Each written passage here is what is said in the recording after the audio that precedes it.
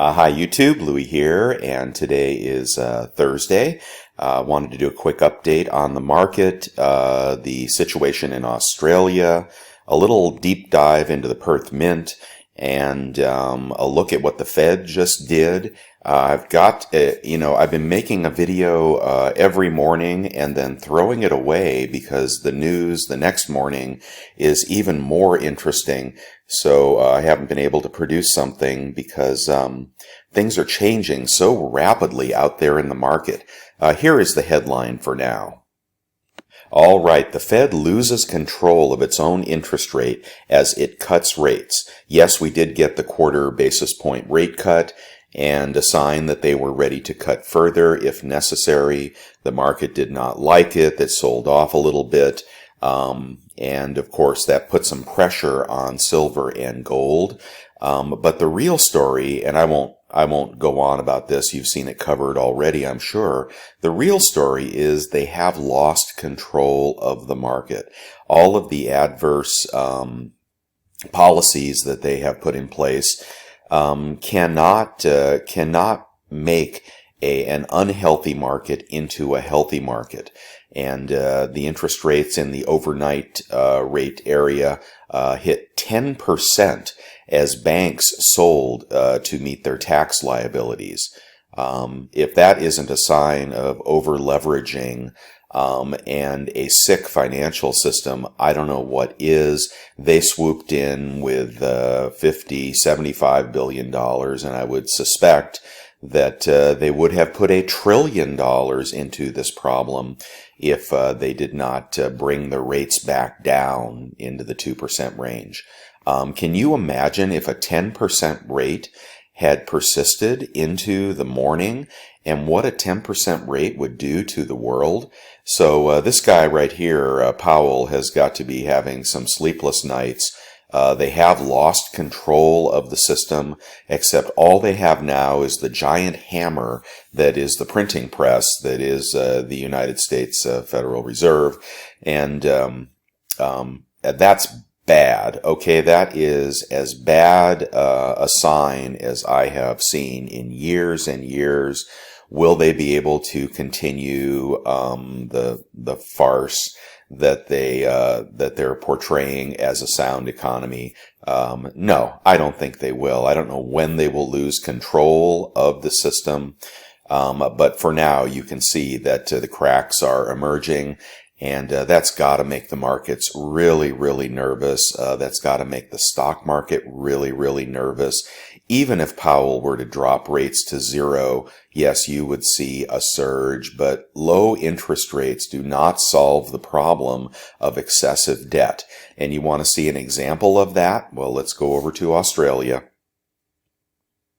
Yes, around the world, things are not rosy.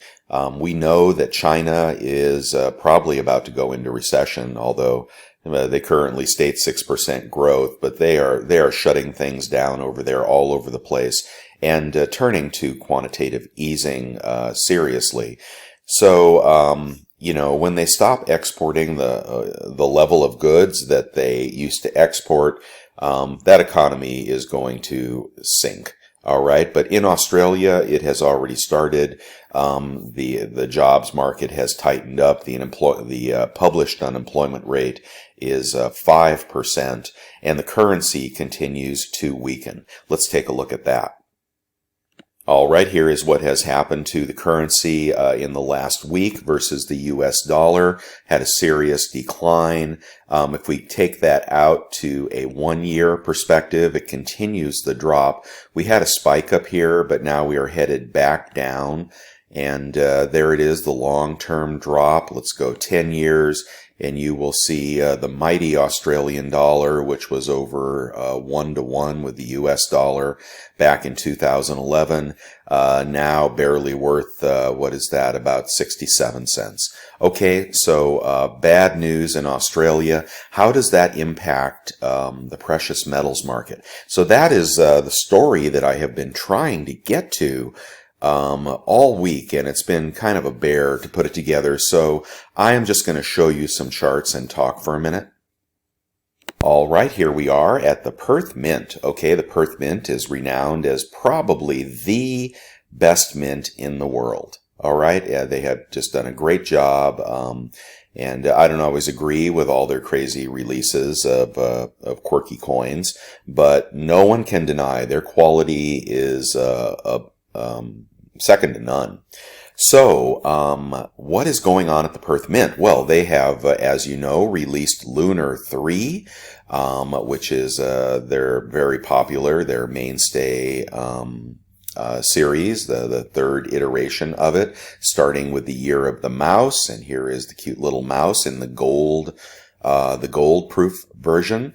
But I thought what I would do is take a look at what has happened to the erosion of the Perth Mint's pricing powers outside of the United States. Of course, precious metals are priced in U.S. dollars, and but when the currency weakens, what the Perth Mint has to deal with is a very bifurcated sales market, in that they're selling to the U.S. at normal levels. Here you can get this proof coin for about $2,230, which is about $700 premium. I think that is too high. Seems to me that's a little higher than it used to be. But in Australia, this coin will cost $3,250. So I thought what I would do is employ the Wayback Machine and give you a look at what Perth Mint used to charge Australians in comparison to the United States way back in 2011. Let's go ahead and take a look at that currency chart again. Here it is in 2011 when we had the mighty Australian dollar. So let's take a look at what Perth Mint used to charge Australians in 2011. All right, here we are. We have gone back in time in the Wayback Machine.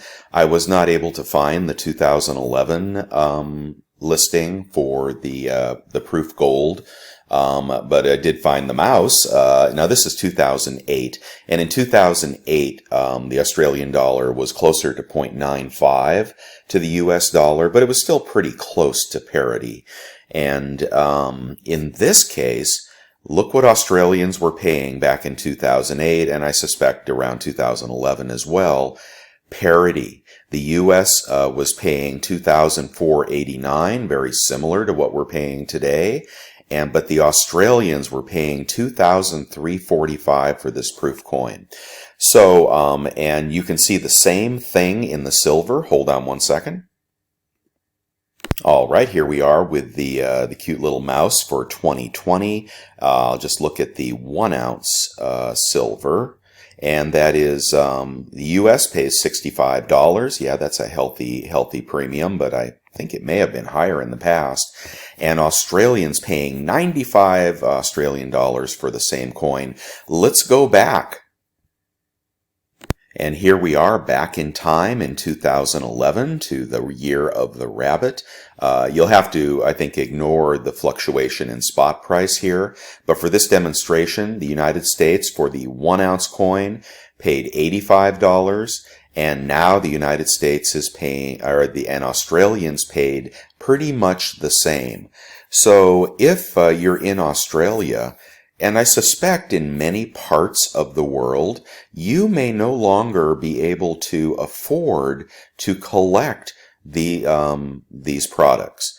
And that leads me to my next point. And it is interesting that the price has gotten cheaper in America over time, right? And that may have to do with the spot price of silver. Let me just double check that, what the spot price of silver was in 2011. Yes, the spot price of silver in 2011 was, oh my gosh, about $39, $30 to $39. It actually was having that spike. So, clearly, the coins would have been more expensive in 2011. But it is interesting with nearly a doubling in spot price, the proof coins, were about $20, more. So, they absorb, they only add, They only add the spot differential to that. They don't inflate the coins beyond the increase in spot. And that would make sense. If spot went up $20, then they must have added about $20 to the price of a proof coin. But back to the chart. And here is the chart of silver priced in Australian dollars. You can see that as the currency was strengthening over the last few days, the price of silver was dropping back, and silver also dropped in price a little bit here. But now, new green candles are emerging that silver may be resuming its trend, and I really don't doubt that it's going to break the upper right corner of this chart here. So if you are the Perth Mint, where is your market headed? Now I know that you can continue to sell into America, without a doubt, if precious metals are priced in US dollars. But in Australia, their products are becoming unaffordable. So the price of bullion is becoming unaffordable, and that's driving the price of proof coins up as well.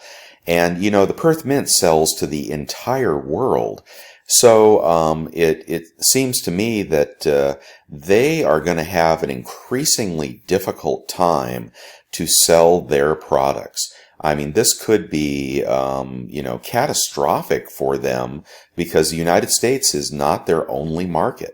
We may not notice it in America, but in Australia, I imagine Australians are not buying as many collector coins, right? I mean, with the price going up 50% or so. And if you're outside of Australia, well, what does that mean? All right, I have converted their prices as they sell to the European Union, the EU, and for that ounce of gold, that was about, what was it, 2,400 or so, 22 to 2,400 in the USA, and 3,250 in Australia. That is only 2,000 euros. So it looks like the euro is stronger than the Australian dollar. So as they sell into stronger currency markets, I guess that means the price goes down in the stronger markets. Very interesting. It's hard to really predict what will happen with the pardon me, I was cut off. The markets had become oversupplied, and with the decline in investment demand, coins began flooding back onto the secondary market. Well, yeah, Perth Mint, what do you think when you don't drop your mintages before Armageddon happens? They're stating the kangaroo was a big moneymaker for them, still selling very strongly. But demand for numismatic coins held up early in the new fiscal year, but began falling towards the end of 2017. This report is a couple years old, guys. And this in turn impacted the demand for precious metals coins globally. Coin blanks by other mints fell by 66% year over year. So this is the contraction of the collector market, but it was created by an oversupply of mints like the Perth Mint. So, they're getting double hammered with oversupplying the collector market, as well as the weakening Australian dollar, as well as strengthening silver prices around the world. I don't know how Perth Mint makes it in the long run, but I hope they do, because they have some beautiful products, and hopefully they will become a little more astute to the collector community. But I don't think so. With the release of the Lunar 3 series, they did not drop their mintage limits. Okay, so still making 300,000 of the 1 ounce lunar coins is insanity. And whoever the boss is over there today ought to be fired, because he doesn't understand the collector market, and just producing coins into a vacuum is going to be their demise. And maybe they can rely on the kangaroo to save them, but they made a really poor choice with Lunar 3 not dropping the mintages. When silver prices are skyrocketing, which I think they will be, that dampens demand for collector coins. People want bullion. They don't want to have a 300% premium Perth Mint product. They want to have the bullion. So I see tough times ahead for Perth Mint. So what are your thoughts on this? I'm sorry I was all over the map. This is a video that has been almost impossible to make because the facts are just hard to piece together in a way that's coherent.